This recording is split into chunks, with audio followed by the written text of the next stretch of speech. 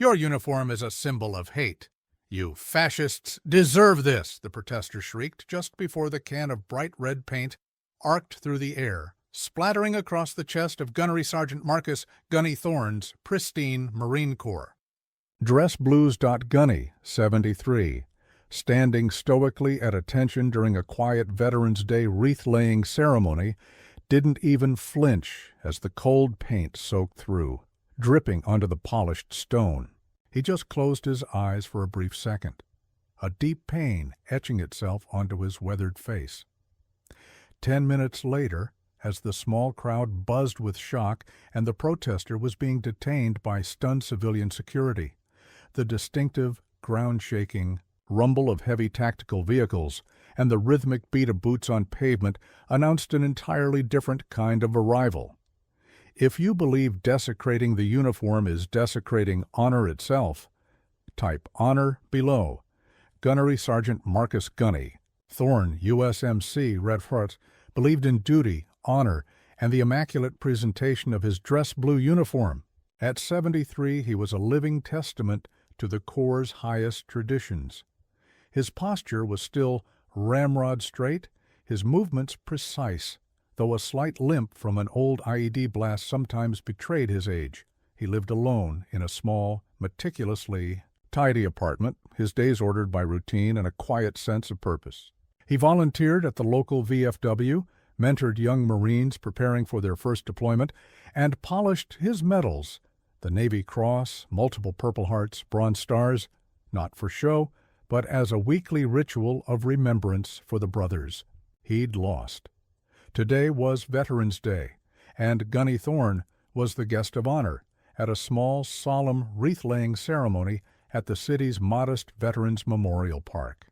It wasn't a grand parade, just a quiet gathering of local veterans, a few city officials, and a handful of respectful citizens. He wore his dress blues, the iconic uniform perfectly pressed, his medals gleaming softly in the crisp November sunlight.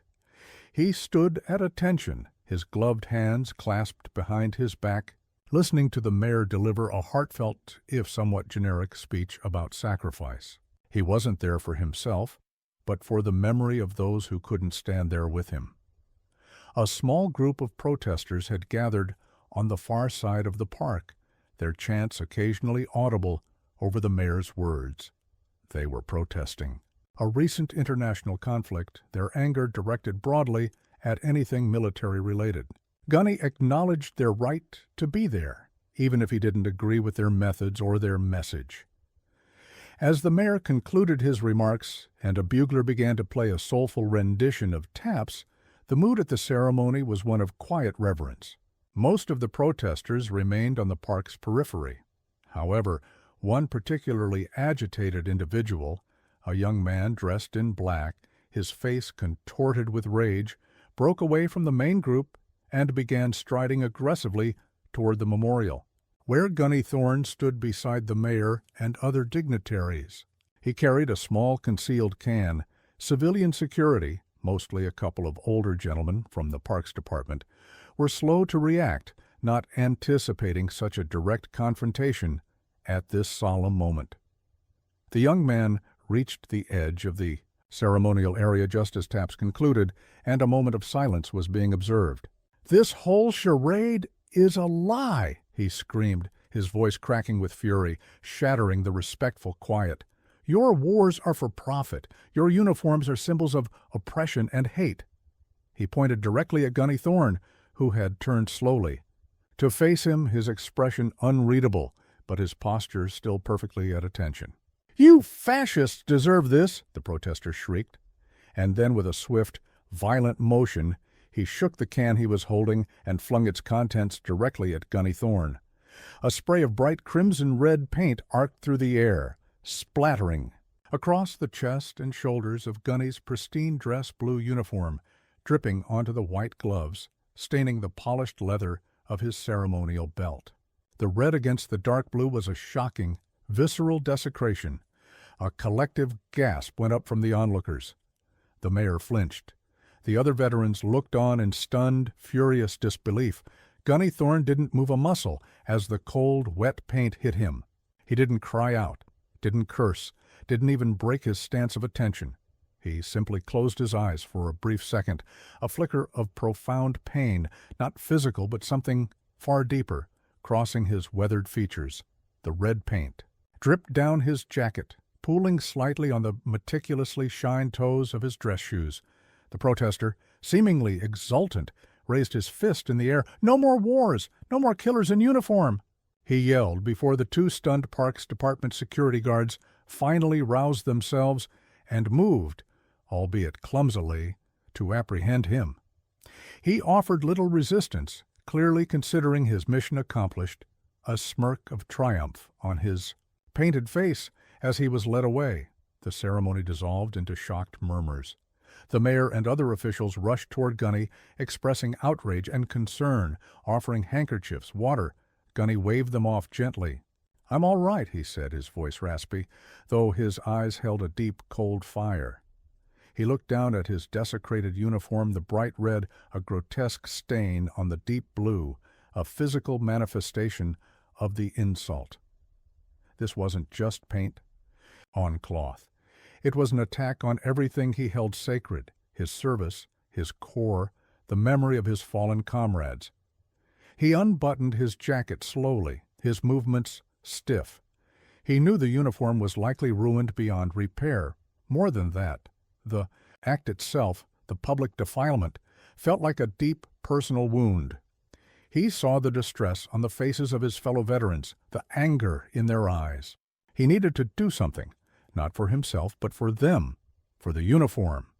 He calmly took out his old military-issue flip phone. He didn't dial the local police, who were already on scene dealing with the arrested protester. He scrolled to a specific contact, one reserved for situations of extreme dishonor or threat to the Marine Corps community, MARCOM Command Duty Officer, Code Red Protocol. He knew this was an extreme measure, but this felt like an extreme situation. He pressed dial. The call was answered instantly, bypassing any automated system. "Markham CDO, this is Captain Miller. Authenticate and report." "This is Gunnery Sergeant Thorne, Marcus. Retired," Gunny stated, his voice low but firm. "Authentication code Kilo 7 Niner Alpha. Reporting code Red Incident.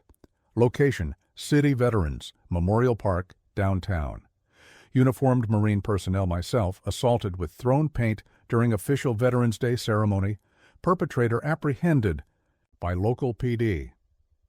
Significant disrespect to the uniform and potential for further civil unrest or copycat incidents targeting service members.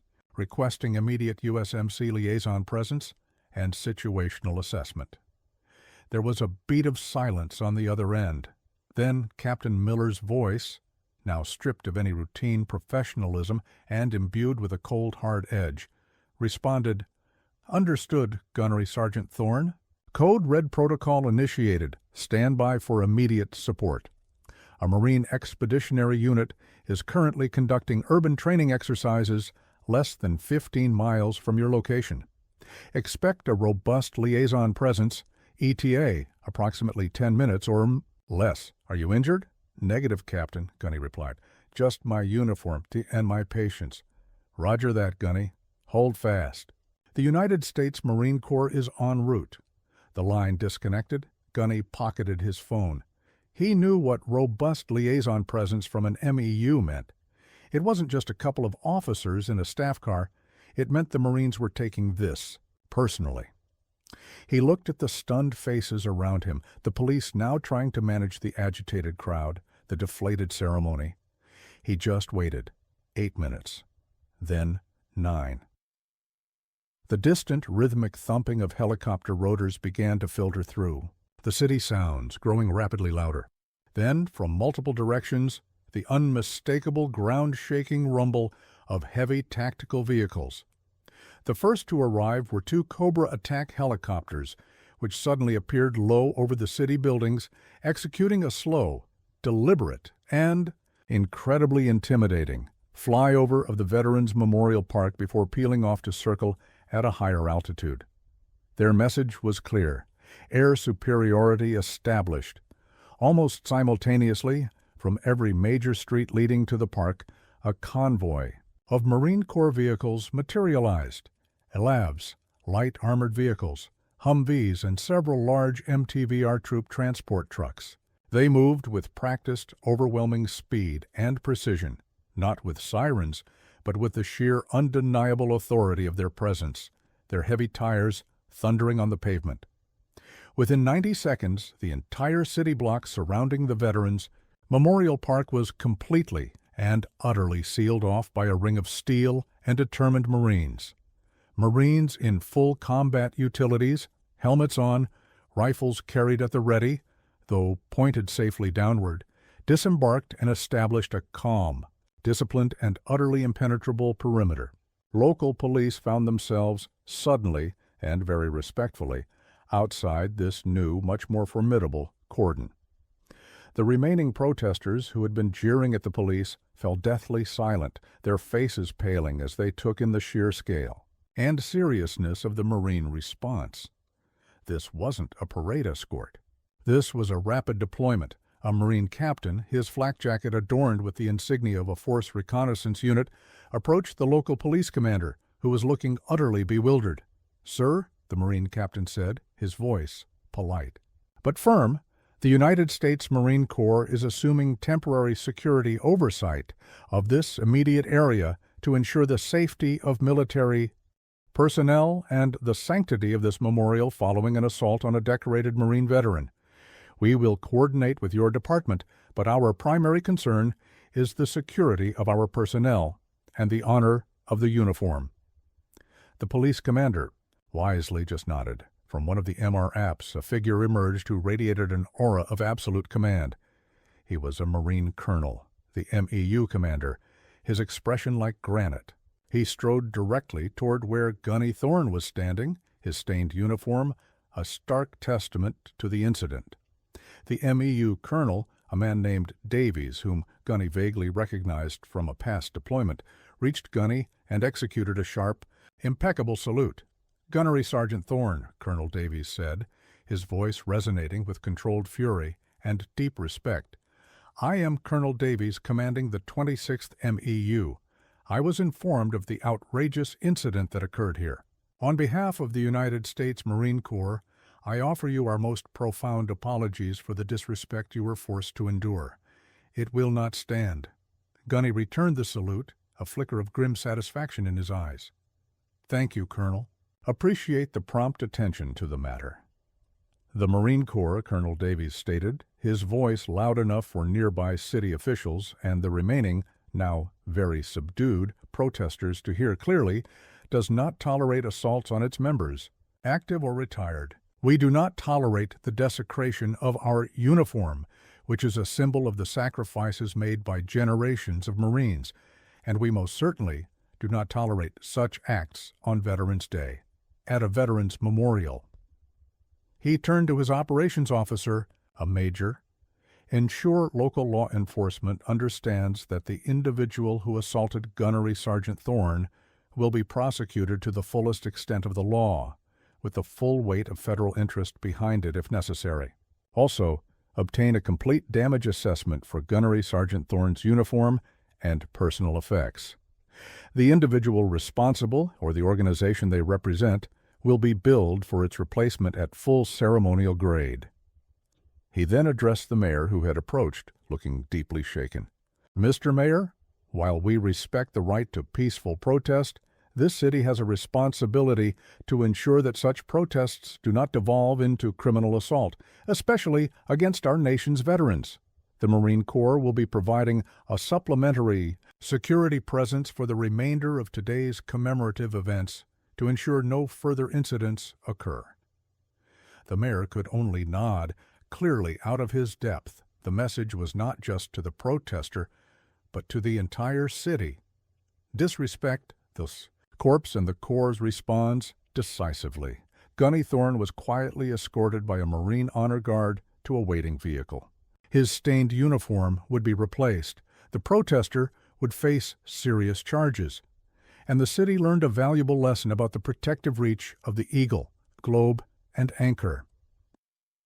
The image of U.S. Marines in combat gear surrounding a city park after a veteran was assaulted went viral, sparking a fierce national debate about freedom of speech, respect for veterans, and the appropriate response to acts of aggression against service members. The protester faced felony assault charges amplified by hate crime enhancers due to targeting a veteran in uniform. The protest group that spawned the attacker quickly disavowed his actions, their credibility shattered. Gunny Thorne, true to form, sought no personal vengeance. He simply wanted the principle upheld that the uniform and the men and women who wear it or have worn it deserve a baseline of respect, regardless of political disagreements. His quiet call had unleashed a response that was far more about that principle than about one stained jacket. The Marine Expeditionary Unit remained discreetly visible in the city for the rest of Veterans Day, their presence ensuring all further commemorative events proceeded without incident. Colonel Davies personally saw to it that Gunny received a brand new, perfectly tailored set of dress blues, along with a formal letter of apology from the city, and a commendation from Marcom for his restraint and proper reporting of the incident. Gunny Thorne continued his quiet life, but the story of Gunny's paint job became a legend within his VFW post and the wider Marine community, a stark reminder that while a Marine might retire from active service, the Corps never truly retires from its commitment to its own, and that sometimes when lines are crossed and honor is impugned, the response will be swift, certain, and will leave no doubt in anyone's mind that the Marines have landed and the situation is now firmly under control. Because an insult to one Marine is an insult to all, and the Corps always answers that call. Subscribe to Hidden Sparks if you believe that an attack on the uniform is an attack on us all, and that our veterans deserve a shield of honor as strong as their own sacrifice.